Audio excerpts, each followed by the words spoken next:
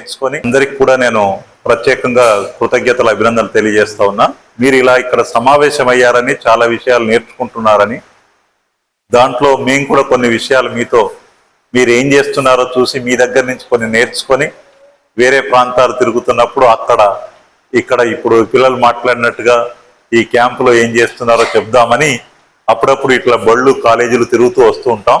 ఈ జన విజ్ఞాన వేదిక వల్ల అయితే నిరంతరాయంగా మనలో ఉన్న భయాల్ని పోగొట్టడానికి, మనం ఎలా ఎదగాలో ఎలా చదవాలో చెప్పడానికి నిరంతరాయంగా చేస్తున్న ప్రయత్నంలో భాగంగా ఈ ఎండలో కూడా మీరు ఇక్కడ ఉండి మంచిగా నేర్చుకుంటున్నారు కనుక మీ దగ్గరికి రావాలని వారం రోజులుగా అనుకొని ఇవాళ వచ్చాం. ఈ అవకాశం ఇచ్చిన మీ నిర్వాహకులకు, తర్వాత ఎంఈఓ గారికి ప్రత్యేకంగా కృతజ్ఞతలు తెలియజేస్తూ, వీళ్ళు ఎందుకు వచ్చారో ఆయన చెప్పారు. ముందు మన అందరికి కూడా తెలుసు కదా. నేను ఇప్పుడు ఇక్కడ ఒక ఆమెను చూపిస్తున్నా. ఈమె ఎవరో తెలుసు కదా మీ అందరికి. సూపర్. మీరు కొంతమంది పిల్లలకు అక్కడక్కడ అడిగితే ఆమె ఎవరో తెలుస్తలేదు, కానీ మీ అందరికి తెలుసు. చాలా గొప్ప విషయం అన్నారు. అయితే బహుశా ఆమె లేకపోయి ఉండింటే, ఆమె గనక ఒక 150 ఏళ్ల క్రితం చదువుకోవాలని మనలాంటి వాళ్ళకు చెప్పిపోయి ఉండకపోతే బహుశా మీలాంటి పిల్లలంతా ఇవాళ ఇక్కడికి వచ్చి చదువుకునే వాళ్ళు కాదు. ఆ రోజు ఆడపిల్లలు చదువుకుంటేనే పాపం, వాళ్ళు చదువుకుంటే చెడిపోతారు, కాబట్టి వాళ్ళకు చదువు చెప్పొద్దు అని ఆమె మొట్టమొదటి బాలికల పాఠశాల పెట్టినప్పుడు ఆమెను తిట్టి మీ టీచర్లు బడికి వస్తున్నట్టుగా వస్తూ ఉంటే ఆమె మీద పేడ నీళ్లు, టమాటాలు, కోడిగుడ్లు కొట్టి బూతులు తిట్టినా కూడా పట్టించుకోకుండా మరో సంచిలో చీర పెట్టుకొని బడిదాకా వెళ్ళి మీలాంటి పిల్లల్ని గ్యాదర్ చేసి పాఠం చెప్పింది కనుక ఆమె దగ్గర చదువుకున్న వాళ్ళు, ఆమె చదువు చెప్పినటువంటి వాళ్ళు నిజానికి అందువల్ల ఇవాళ మనం అందరం ఇవాళ చదువుకొని ఇట్లాంటి చోట ఉన్నాం. కనుక మనకు చదువుల తల్లి అందరు అంటారు కానీ సరస్వతి అని కాదు, మన చదువుల తల్లి సావిత్రిబాయి. సరే, ఆమె స్ఫూర్తితో చదివారు కనుక ఆమె చదువు అంటే కేవలం ఏదో అక్కడ మాలాంటి టీచర్లు చెప్పింది విని రాసి పేర్ నోట్స్ రాసి మార్కులు వేయించుకొని 10వ తరగతిలోనో లేకపోతే ఇంకెక్కడో హైయెస్ట్ మార్కులు సాధించి ఆ తర్వాత ఏదేదో చేయడం మాత్రమే కాదు. చదువు అంటే మన లోపల ఉన్నటువంటి అన్ని శక్తుల్ని బయటికి తీయడం. ఆ చదువు ద్వారా వచ్చినటువంటి జ్ఞానంతో మనం సమాజంలో మంచి మనుషులుగా ఎదగాలని ఆమె కోరుకున్నది. ఆమె ఒక దగ్గర కవిత రాస్తుంది, మనిషి అంటే ఎవరు అంటే. ఇప్పుడు చాలా మంది రకాల మనుషులు ఉన్నారు. నేనున్నాను, ఇక్కడ సుదర్శన్ ఉన్నారు, మీ టీచర్లు ఉన్నారు, ఎంఈఓ గారు, మన ఇంటికాడ అమ్మ ఉన్నారు, నాన్న ఉన్నారు, తోటి స్నేహితులు ఉన్నారు, ఫ్రెండ్స్ ఉన్నారు, బ్రదర్స్ ఉన్నారు. అందరూ ఒక రకంగా లేదు, అందరూ ఒక రకంగా ఆలోచించడం కూడా లేదు. ఒక్కొక్కరు ఒక్కొక్క రకంగా ఆలోచిస్తారు. మీరు ఇక్కడ కూర్చున్న పిల్లలు మిమ్మల్ని అడిగితే మీరు రకంగా ఆలోచిస్తారు. లేదు హైదరాబాద్లో ఒక పబ్లిక్ స్కూల్లో చదివే పిల్లల్ని అడిగితే వాళ్ళకు ఒక రకంగా అర్థమవుతుంది. వాళ్ళకి పాలు ఎక్కడి నుంచి వస్తున్నాయంటే వాడు అంటున్నాడు ఆ షాపులో పాకెట్ ఉంది కదా దాంట్లోకి వెళ్ళి వస్తున్నాయి అంటాడు. పాలు ఎక్కడికి వెళ్ళి వస్తాయో మీకు తెలుసు. బియ్యం ఎక్కడికి వెళ్ళి వస్తున్నాయంటే వాడు కిరాణా షాప్లోకి వెళ్ళి వస్తున్నాయని చెప్తున్నాడు. కానీ బియ్యానికి రావడానికి మీలాంటి తల్లిదండ్రులు పొలాలలో కష్టం చేసి వాళ్ళు బురద నేలలో కాళ్ళు చేతులు జీవితాన్ని పెట్టి పండిస్తే వస్తుందనేటువంటి విషయం తెలియని పిల్లలు మన రాష్ట్రంలో, మన దేశంలో, మన ప్రాంతంలో ఉన్నారు. కనుక చదువు అంటే ఏమిటంటే ఈ ప్రకృతిలో ఉన్న విషయాలన్నీ తెలుసుకోవడం, ఆ వాటి పట్ల మనం ఎలా ఉండాలి, ఎలా మెదగాలి అని అనుకోవడం. మనిషి అంటే చదువు, నేర్చుకున్న చదువు ద్వారా ఇతరులకు లేదా కుటుంబానికి, సమాజానికి ఉపయోగపడే ఒక ప్రయత్నం చేయాలి అని అప్పటిదాకా తను ఉన్నటువంటి ఆ 9 ఏళ్ల అమ్మాయిలంటే చాలా చిన్న చూపు, తక్కువ చూపు, వీళ్ళు ఎందుకు పనికిరారు, వీళ్ళు ఎందుకు చదువుకుంటారు. 8వ తరగతిలో మీరు అందరూ బహుశా ఇంగ్లీష్లో చదువుకుంటారు. Women should work in kitchens, men should work in offices అనేటువంటి డిబేట్ మీరు బహుశా చూసుంటారు. అట్లా ఉన్నటువంటి సమాజంలో అట్లా కాదు, ఆడపిల్లలు ఏమి తక్కువ కాదు, ఆడపిల్లలు దేనికి భయపడరు, దేనికి బెదిరిపోరని మీకంటే చిన్నగా ఉన్న అమ్మాయి ఎన్ని సాహసాలు చేసిందో చూసి ఆమె గురించి చదివితే అర్థమైంది. ఓ చెట్టు మీద దాంట్లోపల గూడు లోపల గుడ్లు పొదిగుతుంది. ఓ పాము పోయి ఆ గుడ్లను తినబోతుంటే ఈ అమ్మాయి పామును చూస్తేనే మనం బల్లులు చూస్తే లేకపోతే బొద్దింకలను చూస్తే ఓ అని అరిచి పారిపోతాం. చాలా మంది పిల్లలు, కొంతమంది టీచర్లు కూడా పారిపోతారు. కానీ సావిత్రిబాయి పూలే అట్లా చేయలేదు. ఈ పాము చూడు దీనికి ఎంత ఇది దుర్మార్గం, కాకపోతే ఆ పసి గుడ్లను తినడానికి పోతుందని చేతిలో ఉన్న గుళేటితోటి ఒక రాయి తీసుకొని ఆ పామును కొట్టింది. పాము కింద పడిపోయింది, గుడ్లను కాపాడగలం. అట్లనే బయట రోడ్ల మీద ఎవరినైనా హింసిస్తుంటే, బాధ పెడుతుంటే చూస్తూ ఊరుకునేది కాదు. రౌడీ శాఖలు చేసే వెధవలు పోకిరిగాలను కూడా చంప పగలగొట్టేది. ఇక్కడ భయపడలేదు. కానీ ఇప్పుడు మనం చాలా మంది ఆడపిల్లలు ఏమవుతున్నారంటే వేరే విషయాలకు భయపడిపోవడం, లొంగిపోవడం, లేకపోతే ఇంకేదో జరగడం రోజు పేపర్లలో చూస్తున్నాం. కనుక ధైర్యంగా బ్రతకడానికి చదువు ఊతం ఇవ్వాలని ఆమె కోరుకున్నది. అయితే చదువు ఊతం ఇవ్వడం అంటే దాని అర్థం చదువులో ఏముంది, ఎట్లా చూస్తామా అని ఒక విషయం ఒక్కొక్కరికి ఒక తీరుగా అర్థం కాదు కదా. అందుకని ఆమె ఆనాడున్నటువంటి మూఢనమ్మకాలని మనం ఇప్పుడు చాలా మంది మనం చూస్తాం. పొద్దున్నే లేవగానే నల్ల పిల్లి అడ్డం వచ్చినట్టు, పిల్లి అడ్డం వచ్చిందిరా మనం పోవద్దు, లేదు తుమ్మంగానే నాయనమ్మ అమ్మ చెప్తుంది, ఇప్పుడు 9 కానీ కొద్దిసేపు ఆగి ఇప్పుడే పోకు అని చెప్తారు. లేదు ఇంకా రకరకాల కారణాలు, ఇంట్లో ఏదో ప్రమాదం వల్ల తాగడం వల్లనో లేకపోతే ప్రమాదం వల్లనో భర్తను కోల్పోయిన స్త్రీలు ఉంటారు మన ఊర్లలో, మన ఇండ్ల దగ్గర. ఆమెను విధవరాలని, ఆమె మొహం చూస్తే అరిష్టం జరిగిందని, ఆమె మొహం చూడొద్దని, ఆమె పెళ్లిళ్ళకి రావద్దని, ఆమె వేరే బట్టలు వేసుకోవద్దు, బొట్టు పెట్టుకోవద్దు అనేటువంటి ఇట్లాంటి దుస్సాంప్రదాయాలన్నీ ఉన్నాయి కదా. వీటన్నిటినీ ఈమె త్యజించింది. అలా చూడొద్దు మనుషుల్ని, ఆమె చేసిన తప్పు కాదు కదా, ఆమె చేసిన పొరపాటు కాదు కదా, అక్కడ ప్రమాదవశాత్తు వల్లనో దేని వల్లనో అట్లా జరిగి ఉంటుంది. కనుక ఒక స్త్రీని అట్లా మనం అవహేళనగా తను ఆత్మన్యూనతలో పడేటట్టుగా ప్రవర్తించకూడదు, విధవరాలుగా వాళ్ళను చీత్కరించకూడదు అని చెప్పి. అట్లనే చాలా మంది పిల్లలు ఈ మధ్య కాలంలో మన బళ్ళల్లో కాలేజీలలో చూస్తున్నాం. సినిమాల ప్రభావమో యూట్యూబ్ల ప్రభావమో చాలా మంది పిల్లలు ఆ సినిమాలలో చూసినట్టుగా చేస్తూ ఉన్నారు. ఏది అది మనందరికీ ఇప్పుడు మెదళ్ళల్లో పట్టిన ఒక జాడ్యం, ఓ ప్రేమ పేరిట మీద గుర్తులేసి ఆ గుర్తులలో పేర్లు రాసుకొని నేను నిన్ను ప్రేమిస్తున్నానని, నువ్వు నన్ను ప్రేమించకపోతే చచ్చిపోతానని, చంపుతానని ఇలాంటి కేసులు చాలా జరుగుతాయి. సరే, అట్లా ప్రేమించబడ్డ ఒక అమ్మాయి వేరే అబ్బాయితో మోసపోయినప్పుడు, ఆ మోసపోయిన అమ్మాయి బావిలో దూకి చనిపోతున్నప్పుడు సావిత్రిబాయి పూలే ధైర్యం చెప్పింది, ఈ తప్పు నువ్వు చేయలేదమ్మా, ఈ తప్పు చేయడానికి కారణమైనటువంటి వాడు కాబట్టి వాణ్ణి శిక్షించాలి కానీ నువ్వు చచ్చిపోవద్దు అంటే, నేనేం చేయని బిడ్డను కడుపులో పెట్టుకోనని చెప్పి ఆ అమ్మాయి అన్నప్పుడు, నీకు అభ్యంతరం లేదు, మా ఇంట్లో ఉండి మా కుటీరంలో ఉండి నువ్వు ఆ బిడ్డను మాకు ఇచ్చేళ్ళు, కానీ నువ్వు చావవాకు అని చెప్పి ధైర్యం చెప్పి ఆ బిడ్డను పెంచింది డాక్టర్ యశ్వంతుని చేసింది. అట్లా ధైర్యాన్ని ఇచ్చినటువంటి ఒక మంచి మనిషి. కానీ ఇవాళ ఎవరైనా పిల్లలు తెలిసో తెలియక ఒక పొరపాటు చేస్తే వాళ్ళు వాళ్ళను చచ్చిపోయేటట్టుగా చేయడం, లేదా చంపేయడం, గొంతులు కొయ్యడం, లేదా ఫలానా పని చేసిందని చెప్పి తల్లిదండ్రులే వెంటబడి వేధించేటువంటి కాలంలో మనం ఉన్నాం. కనుక ఇలా చెయ్యకూడదు, ఇవి అంధవిశ్వాసాలు, మూఢ విశ్వాసాలు అని ఆమె సావిత్రిబాయి పూలే తన జీవితం అంతా చెప్తూ వచ్చింది. అయినప్పటికీ కూడా ఇప్పుడు చదువుకున్నటువంటి వాళ్ళే, చాలా మంది తెలివైన వాళ్ళు అనుకున్న వాళ్ళే ఇలాంటి మూఢ అంధవిశ్వాసాలని వాళ్ళు కొనసాగిస్తున్నారు. కనుక ఇప్పుడు మనం చదువుకుంటున్న పిల్లలుగా ఆమె తర్వాత దాదాపు 150 ఏళ్ల తర్వాత మనం చదువుకుంటున్న వాళ్ళం. మనం ఏం చదవాలి? ఇంతకుముందు ఆయన చెప్పినాడు కదా సార్, అన్ని మన చుట్టూ చాలా మూఢనమ్మకాలు ఉంటాయి. వాటిని మనకు టీచర్లు రకంగా, నేనే సైన్స్ పాఠం చెప్పే టీచర్ని నేనే గుండు కొట్టించుకొని గురి చుట్టూ తిట్టి కొబ్బరికాయలు కొట్టి ఆడ 4 చౌరస్తాల దగ్గర ఒక సున్నపు రౌండ్ వేసి అందులో కొబ్బరి చెక్క, నిమ్మకాయ, మిరపకాయ వేస్తే దాన్ని దాటితే ఏమైపోతుందని చెప్పి ఆ దాటినటువంటి పిల్లలు రాత్రంతా భయపడి జ్వరం బట్టి చనిపోయినటువంటి పిల్లలు కూడా. మేము ఈ జన విజ్ఞాన వేదిక వాళ్ళు చాలా ప్రయత్నాలు చేస్తాం. అక్కడికి వెళ్ళి ఏమి కాదు, ఇదంతా ఉట్టిదే అభూత కల్పన అని ఆ కొబ్బరి చెక్కను తీసుకొని కడిగి కొట్టుకొని తింటే కూడా కడుపుల నొప్పులు ఏం లేదు, ఏం జరగలేదు. కానీ ఆ నిమ్మకాయల్ని, ఆ ఎర్ర మిరపకాయల్ని చూసి బెదిరిపోయే పిల్లలు చాలా మంది ఉన్నారు. ఆ బెదిరింపుల వల్ల చాలా మానసికంగా కుంగిపోయి, ఇంతకుముందు సుదర్శన్ అన్నట్టు హిస్టీరియా రోగానికి గురై ఆత్మహత్యలు చేసుకున్న పిల్లలు. నేను ఆ మధ్య కాలంలో చాలా కాదు, బహుశా ఇక్కడి నుంచి ఎవరైనా నిడమనూరు నుంచి వచ్చిన పిల్లలు ఉన్నారా? నిడమనూరు హై స్కూల్ ఒకటి ఉంటుంది అక్కడ. ఆ నిడమనూరు హై స్కూల్ ఎక్కడ ఉంటుందంటే ఇట్లా ఆ స్కూల్ పక్కనే ఇట్లా ఒక శ్మశాన వాటిక ఉంటుంది. ఆ శ్మశాన వాటికకు నేను ఇట్లా పాఠం చెప్తుంటే ఆ పక్క బెంచ్లో కూర్చున్న అమ్మాయి అక్కడికి శవాలు వస్తూ పాతి పెడుతున్నప్పుడు, కాలబెడుతున్నప్పుడు రోజు చూస్తుంటే అమ్మాయికి ఎక్కడో భయం వేసి ఆ దయ్యం పట్టినట్టుగా చనిపోయిన వాళ్ళంతా దయ్యం పడుతుంది కనుక నాకు దయ్యం పట్టిందని తనకు తానే భయపడుతూ స్నేహితులకు చెప్తే ఫలానా శ్వేతకు దయ్యం పట్టిందని బడంతా ప్రచారం జరిగింది. ఆ అమ్మాయి బడి బంద్ చేసింది, ఇంటికి వెళ్ళింది. ఆ తల్లిదండ్రులు తీసుకెళ్లి అక్కడెక్కడో చర్చిలో చేసి రోజు ఆయనను తీసుకొచ్చి యాపమండలతో పూజ చేస్తారు. అయినా అమ్మాయికి తగ్గడం లేదు. సరే ఏమని మేమందరం టీచర్లు అందరూ పోయి ఆ అమ్మాయి తెలివైన అమ్మాయి ఎందుకు రావట్లేదని తీరా అక్కడికి వెళ్తే ఆ అమ్మాయిని అక్కడ వేసి ఎలాంటి ట్రీట్మెంట్ లేకుండా ఈమెకు దయ్యం పట్టింది, సైతాన్ పట్టింది కాబట్టి ఈమెకు ట్రీట్మెంట్ అంటే ఇదే అని చెప్పి రోజు ఒక ఆయనతో ఇట్లా చేస్తున్నాం.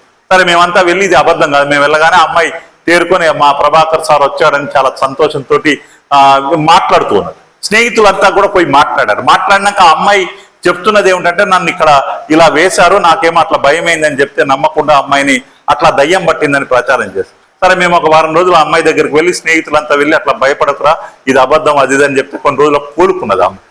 అయితే ఆ ట్రీట్మెంట్ చేయడానికి అలా మానసికంగా భయాలకు గురైనటువంటి పిల్లల్ని డాక్టర్లు కానీ టీచర్లు కానీ వాళ్ళు వచ్చి సమస్య దగ్గర చెప్పినప్పుడు విని వాళ్ళను ఓ ధైర్యాన్ని ఇవ్వాలి. అట్లా ధైర్యాన్ని ఇవ్వలేకపోవడం వల్ల ఒక మూలకు అట్లా ఉంచడం వల్ల అమ్మాయి భయానికి గురైంది.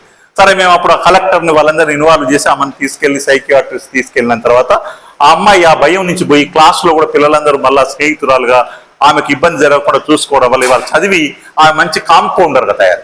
అందుకని చుట్టూ ఉన్న స్నేహితులని ఈ పక్కన ఉన్న భయాలతోటి మనం కూడా భయపడకుండా దయ్యం ఉందా లేదా అంటే, ఇప్పుడు మీరు ఒక్కటే కొంతమంది ఉందా లేదా దయ్యం లేదనే వాళ్ళ చేతులు లేపండి. ఓ వెరీ గుడ్, మీ అందరు చప్పట్టు కొట్టాలి, వెరీ గుడ్. కానీ నేను ఇట్లనే మా సార్ చెప్తే వినలేదు. ఓ రోజు ఏమైంది, సాయంత్రం అయింది, బండి నుంచి పోయేసరికి సాయంత్రం అయ్యేసరికి మా ఇంట్లో మా అమ్మ నాయన కూలికి పోయేది, నేను ఒక్కనే ఉన్నా. తలుపు సాయంత్రం అయింది, కరెంటు పోయింది, తలుపులు కొట్టుకుంటున్నాయి, డగ్గా కొట్టుకుంటున్నాయి, కట్టె నూగుతుంది, పైన ఏదో రేకుల మీద ఒకటి ఇట్లా అంటే చూసేసరికి ఖచ్చితంగా దయ్యం ఉంది అని. ఓ రోజు రోడ్డు మీద పోతున్నా నేను, ఇక్కడే ఆ మిరియాలగూడలో దిగి రాత్రిపూట నేను లేట్ అయింది నడుస్తున్నా, నా ముందు ఓ దయ్యం పోతుంది. ఆ దయ్యం దయ్యం లేదని మా సైన్స్ సార్ చెప్పింది, కానీ దయ్యం లేకుండా ఎట్లా ఉంటుంది, ఆమెను చూస్తే దయ్యమే ఉంది. నేను ఆగితే తను ఆగుతుంది, నేను నడిస్తే తను నడుస్తుంది. ఏం చేయాలి, భయం వేసి నీడ నా వెనక కాదు, మనిషి దయ్యమే నడుస్తుంది. సరే అని నాకు అసలు చెమటలు పట్టిపోయి కరెంట్ వచ్చిన తర్వాత కొంచెం ధైర్యం చేసి ముందుకు వెళితే అక్కడ నిలబడ్డ దయ్యం ఆమె ఎలా ఇట్లా వెళ్ళిపోతుంది అన్నట్టు, ఇట్లా వెళ్ళిపోయి ఆగేస్తుంది. తీరా దగ్గరికి వెళ్ళి చూసేసరికి ఆమె వెనకకు తిరిగి, అయ్యా సీతారాంపురం ఎట్లా పోవాలని అడిగింది. అంటే ఆ మనిషే కానీ ఆమె ఫిజికల్లీ హ్యాండిక్యాప్. ఆ స్త్రీ పాపం ఎక్కడో ఇళ్లల్లో పనిచేసి రాత్రిపూట ఒక తాలి కుంటి ఇదిగా ఉంది, ఇలా నడుస్తుంది. ఆమె బురకా వేసుకున్న ఓ ముస్లిం స్త్రీ. ఆమెను చూస్తే చీకట్ల చాలా రాత్రి భయంకరంగా ఉంది, ఆమెను చూస్తే దయ్యమేని అనిపించింది. కానీ ఆమె దయ్యం కాదు, మనిషి. ఆపదలో ఉండి నేను వెనక నుంచి వస్తున్నాను, నేనేమైనా ఆమెనేమైనా చేస్తానేమన్న భయంతో ఆమె ఆగుతూ ఆమె వేరే వాళ్ళ సహకారం కోసం నిలబడి. కనుక మనకి ఇట్లా కనపడతాయి.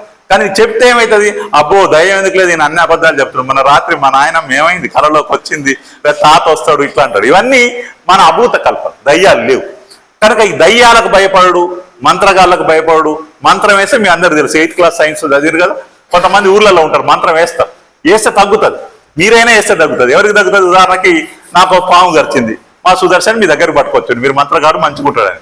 మీరేం చేశారు, వెంటనే చెంబుల నీళ్లు తీసుకొని ఒక యాపమ్మన తీసుకొని అయిపోతుంది. కొద్దిసేపటికి నేను తేరుకుంటే అయిపోతుంది. కానీ ఇంకో మా స్నేహితుడిని పోతే ఆ స్నేహితుడికి కూడా మంత్రం వేసింది ఈయన. కానీ ఆ స్నేహితుడు గిల్లగిల్ల కొట్టుకొని అక్కడే చచ్చిపోయాడు. ఏమిటి అని ఇట్లాంటి వాళ్ళంతా పోయి పరిశోధిస్తే ఆ మంత్రగాడు ఏం చెప్పిండంటే, ఆయననేమో తొందరగా తీసుకొచ్చినావు కరవంగానే, ఈయనను కొంచెం లేట్గా తీసుకొచ్చినావు, అందుకని చచ్చిపోయినాడు. నిజమేనా ఇది? ఏమిటి కారణం? ఆయనకు హెల్త్ ప్రాబ్లమేనా? ఏది విషయం? అవును, నాకు కూడా ఫస్ట్ విషయం ఎక్కింది కదా, నాకు ఎక్కింది విషయం కాకపోయి ఉండొచ్చు కదా. మంత్రం వేయరాలేదు అంటే మంత్రం వేస్తే బతికేటోడు కదా. మంత్రం అసలు చెప్పండి, నో ప్రాబ్లం. ఉన్నాయా? వెరీ గుడ్ అబ్బా, ఎంత ధైర్యంగా చెప్తాను. మరి ఎందుకు చచ్చిపోయింటాడు చెప్పండి? ఆయన తొందరలో ఓకే, ఇంకా అదొకటైనా కారణం? ఆయన ఎందుకు చచ్చిపోయిండు? ఆయన ఎందుకు చచ్చిపోలేదు? భయపడ్డా? ఓకే, భయం అవుతుంది. జనరల్ గానే ఖర్చిందంటే భయం అవుతుంది. ఇంకా అసలు కారణం చెప్పాలి మీరు. 8వ తరగతి బయాలజీలో ఉంది, మీకు ఆ పాఠం ఉంది.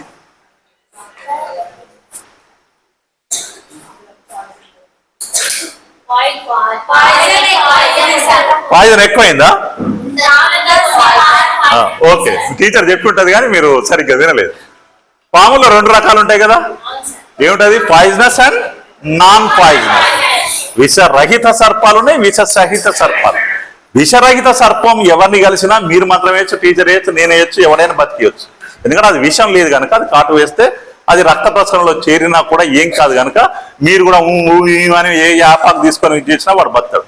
కానీ విషసహిత సర్పం కరిస్తే కాటేస్తే ఖచ్చితంగా అది రక్త ప్రసరణ నుంచి గుండె దాకా వెళ్ళి ఆ మనిషిని నువ్వు ఎన్ని మంత్రాలు వేసినా ఆపలేదు. ఇమీడియట్ గా తీసుకువెళ్ళి డాక్టర్ దగ్గర యాంటీవైరస్ అనేటువంటి ఒక ఇంజెక్షన్ ఇస్తే తప్ప మనిషి బ్రతకడు. కానీ జరుగుతుంది అది. కానీ మంత్రగాడు ఏం చెప్తున్నావు, అది కాదు నువ్వు ముందుకు తీసుకురాకపోవడం వల్ల ఇట్లా జరిగిందని చెప్తే మన వాళ్ళు కూడా నమ్మేసి ఆ నిజం మీద ఫలానా రామయ్య మంత్రం వేసింది కానీ ఆ కర్మ బాగా లేక అట్లా చచ్చిపోయినాడు. ఇంకా చాలా ఉంటాయి, చాలా చాలా విషయాలు. ఒక ఆయన ఊర్లో మేము అదేదో ఊరికి పోయినాం. ఆ ఊరికి పోతే ఏమైందంటే ఆ అమ్మాయి మంచాన పడ్డది. ఎందుకు పడ్డదంటే ఫలానా పుల్ల అయినట్టు ఆయన అమ్మాయికి ఏదో మంత్రం చేసిండు. ఏం చేసిండు, ఏదో తాయెత్తు కట్టిండు, తర్వాత ఏదో చేసిండు. ఆ అమ్మాయికి జ్వరం తగ్గలేదు. ఆ జ్వరం ఏమిటో తెలియదు, కానీ తల్లిదండ్రులు రోజు ఆయన దగ్గరికి తీసుకెళ్తున్నాడు. ఎందుకో వాళ్ళ మీద కోపం ఉండి ఆయన ఏం చేశాడు, ఓ రోజు ఈ అమ్మాయి వెంట్రుకలు తీసుకుంటాడ, తీసుకొని ఏదో మంత్రం చేసిండట, చేసి సీసాలు వేసిండట. సీసాలు వేస్తే ఆ వెంట్రుకలు పైకి కిందికి కదులుతున్నాయట. అట్లా అమ్మాయి భయానికి గురైపోయి ఆఖరికి చచ్చిపోయింది. ఎందుకు చచ్చిపోయిందని మేము వెళ్తే అసలు ఆ అమ్మాయికి వచ్చినటువంటి జబ్బుకు డాక్టర్ దగ్గరికి పోకుండా ఈ మంత్రగాడి దగ్గరికి వెళ్ళి మంత్రగాడు చేసినటువంటి మంత్రం వల్ల ఇట్లా అయిందని ఆ అమ్మాయి కుటుంబం అంతా భయపడింది. ఆ మంత్రగాడు చేసింది అబద్ధమని ఇట్లాంటి కొండలరెడ్డి గారు లాంటి వాళ్ళు నిరూపించారు. ఏ వెంట్రుకనైనా తీసుకొని మీరు సీసాలు వేసి పైన మూతకి ఒక కెమికల్ లాంటిది కలిపితే అది పైకి కిందికి ఇది అవుతుంది. లేదు మీ బట్టల మీద అక్కడక్కడ ఆరేస్తుంటారు, అప్పుడప్పుడు ఆరేస్తే మీరు అందరూ ఫాస్ఫరస్ అనేటువంటి ఒక మూలకం ఉంటుంది, మీకు దాంట్లో కూడా ఉంటుంది.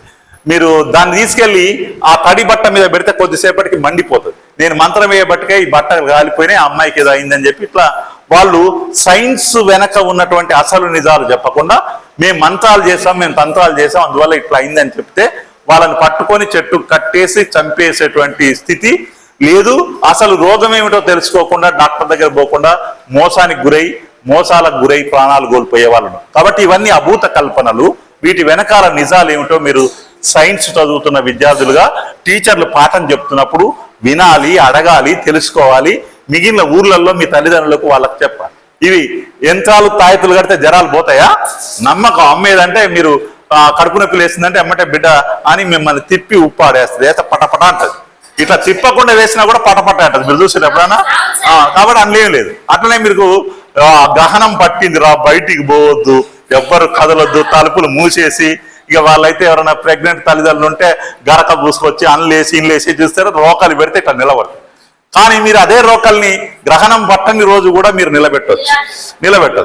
కానీ దీనికి దానికి ఒక శాస్త్రీయమైనటువంటి దృక్పథాన్ని అర్థం చేసుకోలేక వీటన్నిటి వెనకాల ఏవో మాయలు ఉన్నాయని మనం నమ్ముతూ మోసపోతాం. కనుక ఈ మంత్రాలు లేవు, భూతాలు లేవు, దయ్యాలు లేవు, వీటన్నిటి గురించి మనం భయపడొద్దు. మీరు భయపడే పిల్లలు కాదు. అట్లాంటి ధైర్యంతో ఆ మంచి విషయాలు మీరు చెప్పాలి. అట్లనే చదువుకోవడం వల్ల మరి ఏమిటి ప్రయోజనం? ఎందుకు మనం బడికి వస్తున్నట్టు, ఎందుకు ఇప్పుడు మీరు ఈ క్యాంపులో కూర్చున్నారు? ఏం చేయడానికి మనం చెప్పండి? మంచిగా చదువుకొని ఏం చేయాలి? ఒక్కొక్కరు చెప్పాలా?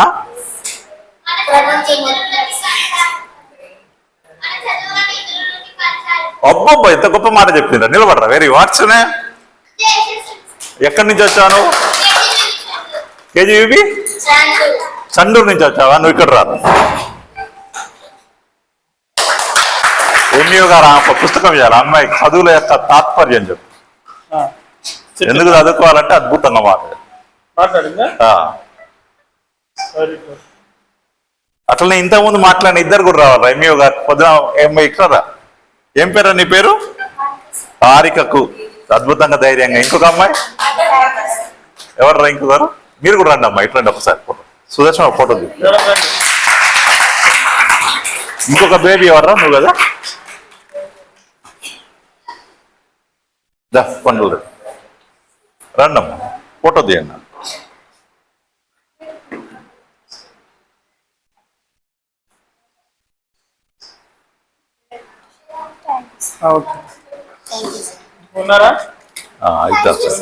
Right right right, very good. కాబట్టి అమ్మాయి చెప్పింది కదా, అంటే మనం చదువుకునేది, మనం నాలాంటి వాళ్ళు ఉద్యోగం చేసేదైనా మీలాంటి వాళ్ళకు ఒక జ్ఞానం ఇవ్వటం. ఆ జ్ఞానంతో మనం చుట్టూ ఉన్నటువంటి ఆ సావిత్రిబాయి పూలే అన్నట్టు వాళ్ళకు తెలియని విషయాలు తెలియజెప్పడం, లేదు ఇట్లాంటి మూఢనమ్మకాలు నమ్మకుండా ఉండడం, మన చదువుతోటి ఇతరుల జీవితాల్లో వెలుగు నింపడానికి ప్రయత్నం చేయాలని సావిత్రిబాయి పూలే మన కోసం బొళ్ళు పెట్టి వాళ్ళ తర్వాత వచ్చిన వాళ్ళంతా కూడా ప్రయత్నం. కాబట్టి ఇప్పుడు మనకు ఇట్లాంటి భయాలు ఉండకూడదు, ఇట్లాంటి మోసాల పట్ల ఇది కాకూడదు. అట్లాగే సినిమాలలో వాటల్లో చూపించేటట్టుగా మనం వెంటనే ప్రేమలకో దోమలకో లొంగిపోయి జీవితాలని వృధా కూడా చేసుకోవాలి కదా. మీరు అట్లా చేయరు, మీరంతా తెలివైన పిల్లలు, నాకు తెలుసు చాలా బాగా. అందరికి ఉద్యోగాలు, నాతో పాటు 40 మంది నా ఫ్రెండ్స్ చదివారు, కానీ మేము 4గురమే ఉద్యోగాలకు వచ్చాము. అట్లాని 36 మంది వాళ్ళు వృధా అయినట్టు కాదు. వాళ్ళు ఏ పని చేసినా కూడా ఇప్పుడు ఆ అమ్మాయి అన్నట్టుగా ఈ సమాజానికి కుటుంబానికి పనికొచ్చేటట్టుగా మెరుగైన జీవితాన్ని గడపడానికే చదువు. అందుకని ఈ చదువు మనం ఎదగడానికి ఒక ఊతకర్రలాగా పనిచేయాలి. అందులో నిజాలు ఏమిటో తెలుసుకొని ఇతరులు చెప్పడానికి ఈ చదువును ఉపయోగించుకోవాలి. అందుకని మీరు ఇక్కడ కూర్చున్న క్యాంపులో నేర్చుకున్న కళలన్నీ కూడా, మీరు ఇక్కడ నేర్చుకుంటున్న విషయాలన్నీ కూడా మీరు అట్లా మీ తల్లిదండ్రులతో, మీ సమాజంలో మీ ఇతరులతో పంచుకొని మీరు మంచి విద్యార్థులుగా ఎదిగి ఈ కేజీబీవీల నుంచి ఒక అద్భుతమైనటువంటి కస్తూరిబా గాంధీ లాంటి ఒక చైతన్యవంతమైన బాలికలుగా వెదిగి మూఢనమ్మకాలకు లొంగకుండా, మోసాలకు గురి కాకుండా మంచి చదువుకున్నటువంటి యువతులుగా రేపు సమాజంలో మీరు వెలుగొందుతారని మేము కోరుకుంటూ ఈ మాటలు విన్నందుకు మీ అందరికీ పిల్లలకు నేను మరొకసారి కృతజ్ఞతలు. ఈ నిర్వాహకులకు ముఖ్యంగా మేము ఇట్లా అడగగానే మా వెంట వచ్చి ఎంఈఓ గారు ఆ పిల్లలతో మాట్లాడదామని చెప్పి వచ్చారు. నరసింహనాయక్ నా మిత్రులు, వారికి కూడా నేను హృదయపూర్వకంగా కృతజ్ఞతలు తెలియజేస్తూ, ఎలా చూస్తాం దృష్టిని ఒకరు చెప్తారు. మీరు అందరు పిల్లలు అప్పుడప్పుడు నేను కాదు చందమామని రాత్రిపూట వెన్నెల్లో చూస్తున్నప్పుడు ఒక్కొక్కరిని రాయమని, మీరు కూడా రాయాలి. ప్రకృతిని చూస్తున్నప్పుడు మీకేమేమి అనిపిస్తుంది?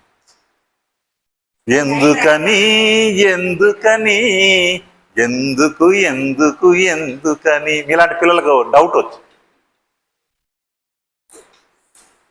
ఎందుకని ఎందుకని పక్షులు గువ్వలు ఎగిరినట్టుగా పిల్లి ఎగురదు ఎందుకని అని డౌట్ వచ్చింది. పిల్లి ఏనుగు ఇంత లా ఉంటుంది కదా, దానికి కూడా రెక్కలు పెట్టి ఎగిరేస్తే ఎంత బాగుందని బొమ్మ గీసింటారు.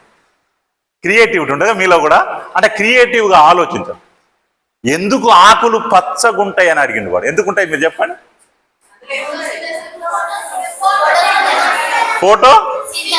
ఫోటో సింథసిస్, దాంట్లో ఉండే పదార్థం. ఎస్ అవును. మీరు వినేటప్పుడు జాగ్రత్తగా వినాలి, టీచర్ చెప్పింది. కానీ మీరు ఏం చేస్తారంటే అప్పుడే పక్కన ఉన్న దోస్తు ఏదో అంటది, లేదా ఏదో గుర్తొస్తుంది. అందుకని కూర్చొని వినటం అనేది చాలా ముఖ్యమైన పని. పాట సెల్ ఫోన్ వచ్చింది, అడగొచ్చు. మా పిల్లలు అడుగుతారు, సైన్స్ పాఠం చెప్తే అమ్మాయి అడుగు, నేను ఎట్లా పుట్టి ఉంటాను, నేను మా అమ్మకు పుట్టిండు. మరి మా అమ్మ ఎట్లా పుట్టింటుంది, మా అమ్మమ్మకు పుట్టి, అమ్మమ్మ ఎట్లా పుట్టింటుంది, అసలు మొదట ఆమె ఎట్లా పుట్టిందని ఒక డౌట్. మీ అందరికి తెలుసు, విత్తు ముందా చెట్టు ముందు, గుడ్డు ముందా కోడి ముందు, ఏది ముందు చెప్పండి. గుడ్డు ముందు అయితే కోడి లేకుండా గుడ్డు ఎట్లా వస్తుందమ్మా? ఎస్, కోడి ఏముందు. ఈ లాజిక్ ఉంది. ఈ డిబేట్ ఇంకా జరుగుతున్నాం, చేయాలి, మనం అడగాలి. సరే, ఏది ముందు అనేటువంటిది ఆయన జీవశాస్త్రం లోపల డార్విన్ థియరీ మీరు చదివితే అర్థమవుతుంది. కొన్నిసార్లు టీచర్లు అడగని చెప్తారు. అంటే ఏకకణ జీవి నుంచి బహుకణ జీవులు, సరీసృపాలు, ఇట్లా చాలా రకాల పరిణామ క్రమం జరిగింది. ఒక 4 లక్షల సంవత్సరాల పరిణామ క్రమంలో మనం ఈ రూపంలోకి వచ్చాం. సరే, దీన్ని నమ్మేటోళ్ళు నమ్ముతారు, దీన్ని నమ్మనోళ్ళు ఈ సావిత్రిబాయి పూలే భర్త ఎవరైనా ఆయన ఏమన్నా అంటే ఇట్లా చెప్తున్నారు అందరూ, పలానా దేవుడి వల్లనో పలానా వాళ్ళని వల్లనో నేను పుట్టాను, నేను వచ్చానని అందరు చెప్తారు. కానీ నేను దేవుడి గర్భంలో నుంచి తల్లిగా పుట్టు. ఎవరైనా భూమి మీద అమ్మ కడుపులో నుంచి పుడతారు, నేను కూడా మా అమ్మ కడుపులో నుంచే పుట్టాను, ఎవడి కడుపులో నుంచి పుట్టలేదు అని చెప్పాడు. అందరం అమ్మ కడుపులో నుంచే పుడతాం కదా. కానీ కొంతమంది కుండలకి వెళ్ళి, కొంతమంది ఆపిల్ పండ్లకి వెళ్ళి, కొంతమంది అక్కడికి వెళ్ళి పుట్టినట్టే కథలు చెప్తారు. ఇవి నమ్మకూడదు. కనుక తల్లి 9 మాసాలు మోసి మనల్ని కని పెంచుతుంది. కనుక ఆ తల్లి రుణం తీర్చుకునే పని కూడా చదువు ద్వారా మనం చెయ్యాలి. అందుకని మీరు అట్లా తెలివైన పిల్లలుగా ఆలోచించాలి. ఎట్లా ఆలోచించాలి? దృష్టిని బట్టి కనిపిస్తున్నది సృష్టిని విన్నాను, నీవది వేదం అన్నావు, నేనని వాదం అన్నాను. సంక నడుమ ఒక జోలె బట్టి పసి గొంతు మోగుతుంటే, సంక నడుమ ఒక జోలె బట్టి పసి గొంతు మోగుతుంటే, నీవది గేయం అన్నావు, నీవది గేయం అన్నావు, నేనది గాయం అన్నాను. కొంతమంది ఊర్లలో పిల్లలు అడుక్కు తింటుంటారు కదా, అడుక్కు తినడానికి పాటలు పాడతారు. చాలా మంది మ్యూజిక్ కొడతారు. కానీ వాడు ఎందుకు అడుక్కు తింటున్నాడంటే వాడి పేదరికం అని తెలియదు. చాలా మంది అనుకుంటారు. కళాత్మకంగా సినిమా తప్పుడు విలువలు చెబుతుంటే, కళాత్మకంగా సినిమా తప్పుడు విలువలు చెబుతుంటే నీవది వినోదమన్నావు. పుష్ప సినిమా చూసారా మీరందరూ? అందరు ఇట్లా నడుచుడు మొదలు పెట్టుకోవచ్చుగా. లేదు, పుష్ప సినిమా చూసారా మీరందరూ? అందరు ఇట్లా నడుచుడు మొదలు పెట్టుకోవచ్చుగా. మ్యూజిక్ కొడతారు, కానీ వాడు ఎందుకు అడుక్కు తింటున్నాడు? వాడి పేదరికం. పేదరికం అని తెలియదు, చాలా మంది అనుకుంటారు. అట్లాగే నీలాంబరి గారి కేజీబీసీ ఎన్నో గారి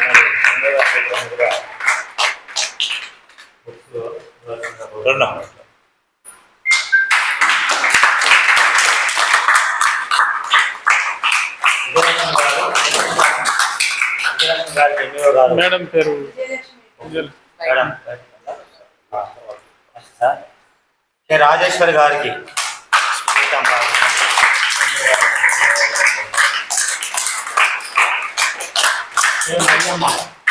ఏఎన్ఎం గారికి కూడా మేవ గారు ఉప్పు